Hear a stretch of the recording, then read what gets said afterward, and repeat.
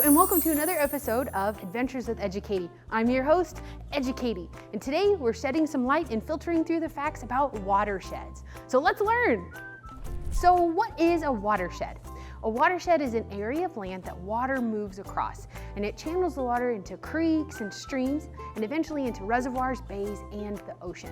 If you think of the roof of the house, a watershed is just like the water moving over the top of your roof into your gutters and then out onto your yard. The roof is the watershed, the gutters are the creeks, and then where they drain out is going to be the reservoir.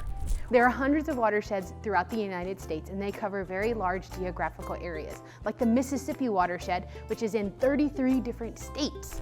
Let's look at some locations in Pearland that are part of our watershed. This is part of the watershed.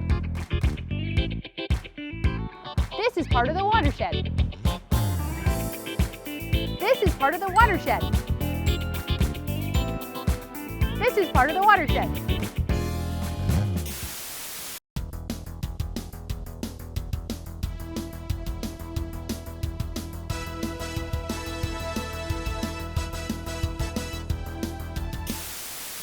Hi, I'm Justin Bauer. I'm a principal planner with the Houston-Galveston Area Council, and I manage the Clear Creek Watershed Partnership.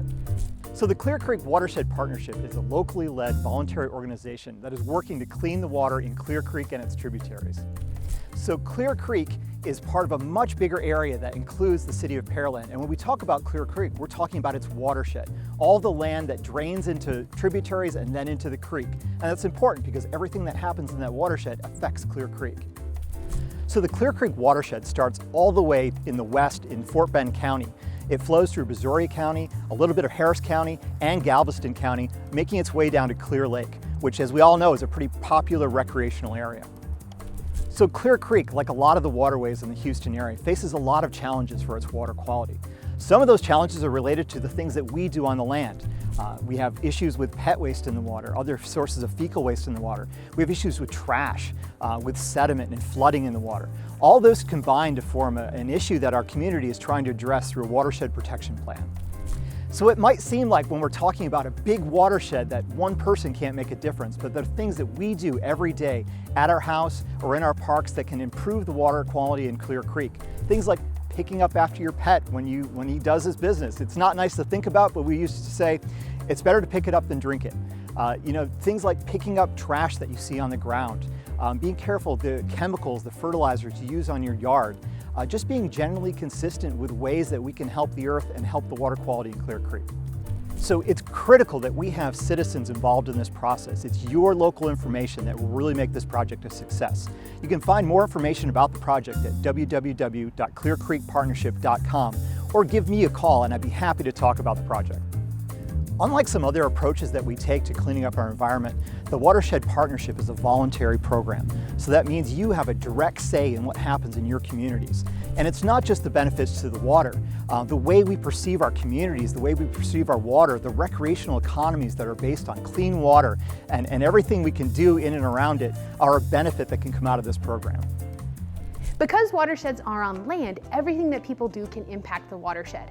To learn more about the relationship between people and watersheds, we're going to have to go deep science!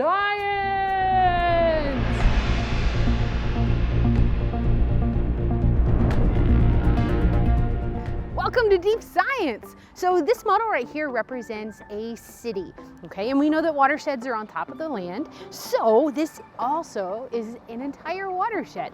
So if we look, we've got a construction zone over here. We've got a lovely neighborhood. We've got some cars driving to work. There's a water treatment plant. There's a farm with some cows, some tractor, maybe they're growing some crops. And we have a factory over here with a parking lot. So let's see what happens as water moves through this watershed.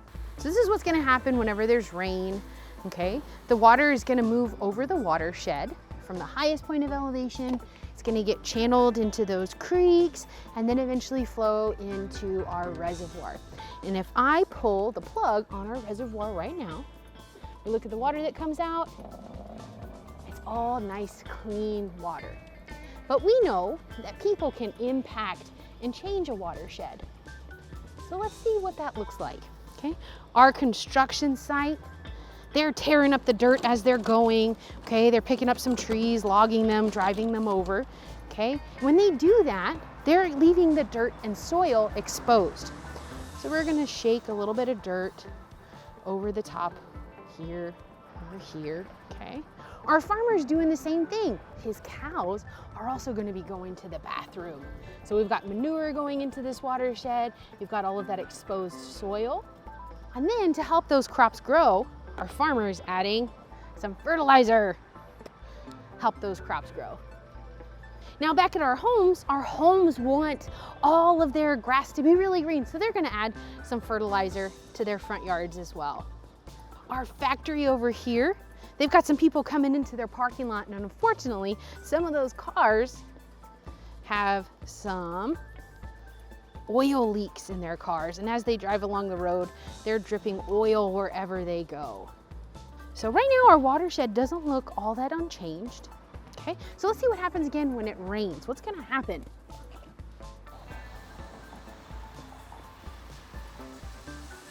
I can already see some of that pollution, the fertilizer, the oil, the exposed soil is all draining down the watershed and into our reservoir at the bottom. Okay, so let's turn off our water hose. Okay, if we look at our reservoir right here, okay, it's full of all of that fertilizer, all of that exposed soil, all of that cow manure, and the oil from all of the cars. Also, if we open up some of our underground wells, where the water also drains into the groundwater, okay, that's where we get some of our drinking water, that's also going to be seeing some of that pollution entering the waterway through the watershed. So let's see, after our reservoir drains into our bucket, let's see what happens. All of that pollution has entered our waterway and our drinking water. So everything that people can do on land impacts and changes the watershed. Healthy watersheds are extremely uncommon in areas that are urbanized or farmed, but watersheds that are healthy are extremely important because they help to create clean drinking water, especially if you have water that comes from a well or an aquifer, like City of Pearland. We actually get our water from several different sources. One is the Chico and the Evangelist water aquifers, and another portion is purchased from City of Houston water, which gets their water from Lake Conroe, Lake Houston, and Lake Livingston. They also help to create areas for better outdoor recreation activities like kayaking and fishing, and help to raise property values. What are some ways that you can help the watershed? One, use a reusable water bottle like this one. You can also support environmentally friendly infrastructure like this semi-permeable pavement. It helps to divert water back into the soil instead of down stormwater drains. So after cooking, make sure that you put your grease into the trash can and not down the drain. When walking the trails, pick up litter, even if it's not yours. Pick up pet waste. Thanks for traveling down the watershed with me. See you next time.